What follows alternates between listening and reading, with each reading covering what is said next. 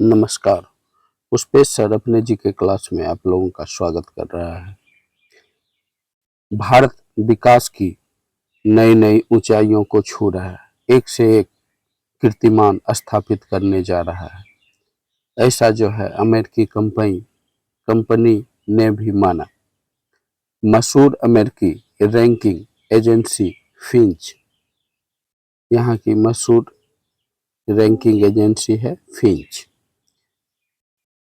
ने एक बार फिर भारत की आर्थिक सेहत पर भरोसा जताया।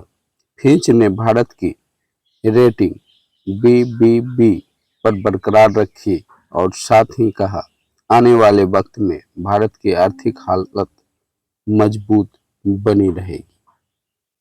यानी कि भारत की स्थिति काफी मजबूत होने वाली है और लगातार यह विकास की नई कीर्तिमान को स्थापित करने जा रहा है। फिंच के मुताबिक भारत की GDP यानी अर्थव्यवस्था रफ्तार अगले साल 2025-26 में जो है आपका 25-26 में 6.5% रहने वाली है, जो दुनिया के अधिकतर देशों के मुकाबले काफी बेहतर है।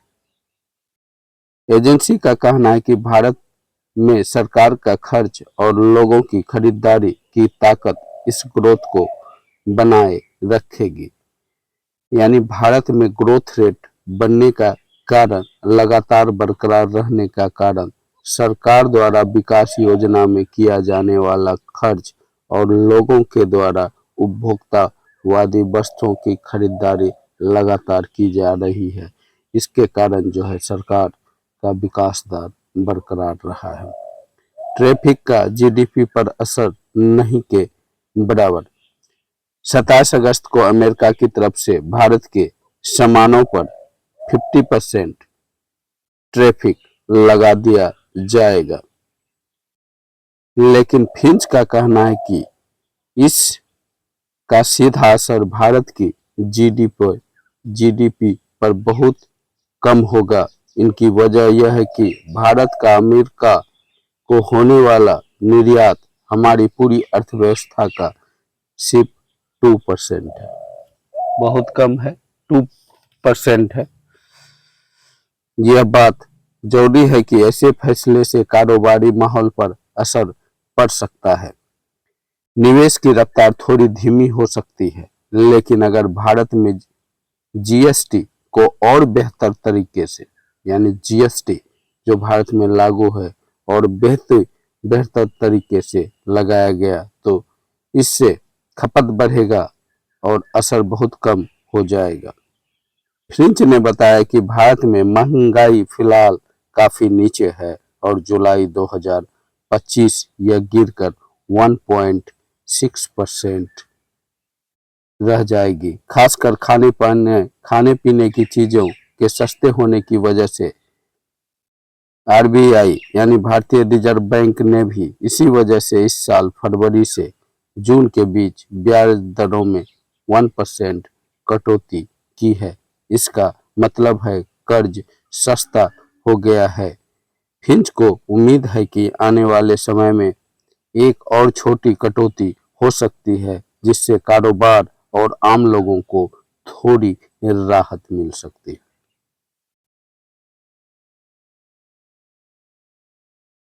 फिंच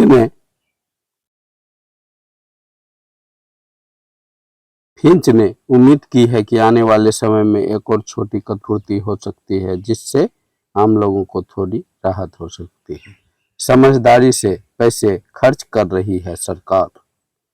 फिंच का कहना है कि भारत सरकार अब पहले से ज्यादा समझदारी से पैसे खर्च कर रही है। जहां एक तरफ सड़कों, पुलों और बिजली जैसे प्रोजेक्ट्स पर ज्यादा पैसा लगा रही है, वहीं दूसरी तरफ फालतू सब्सिडी में कटौती की जा रही है। यानी विकास का कार्य, डेवलपमेंट का कार्य, इंफ्रास्ट्रक्चर का कार्य तेजी से हो रहा है, लेकिन जो है सब्सिडी में कटौती हो रही, मुफ्त बांटने का चीज सरकार घटा रही है और विकास का कार्य कर रही है। 2000 मुफ्त बांटने से सरकार कर्ज में आती है, विकास दर घटता है। इसीलिए मुफ्त या फालतू सब्सिडी को सरकार कम कर रही है और विकास का कार्य कर रही है, इंफ्रास्ट्रक्चर के निर्माण पर खर्च कर रही है। फालतू की खर्च में सरकार कटौती कर रही है। 2021 में सरकार का घाटा 9.2% था, जो अब घटकर जो है 4.8% हो गया। यानी 2021 में 9.2% सरकारी घाटा था, सरकार का घाटा, जो घटकर जो है 4.8% हो गया। अगले साल इसे 4.4% लाने का लक्ष्य है। यानी सरकार धीरे धीरे अपने खर्च और कमाई में संतुलन बना रही है। हालांकि सरकार का कुल खर्च अब भी जीडीपी के 80% से ज़्यादा है, जो काफ़ी ज़्यादा है। फिंच को उम्मीद है कि यह कर्ज धीरे धीरे घटेगा।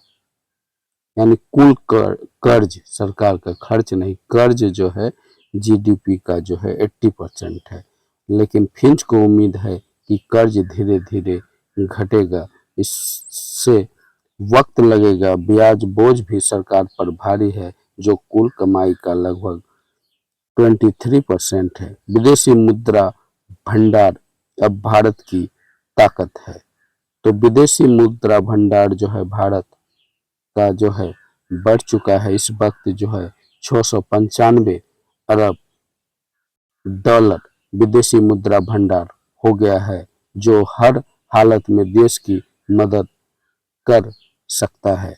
इतना पैसा भारत के पास है कि वह 8 महीनों तक अपने सभी विदेशी खर्च पूरे कर सकता है। इसके अलावा भारत विदेशी कर्ज भी बहुत कम है, सिर्फ 3%।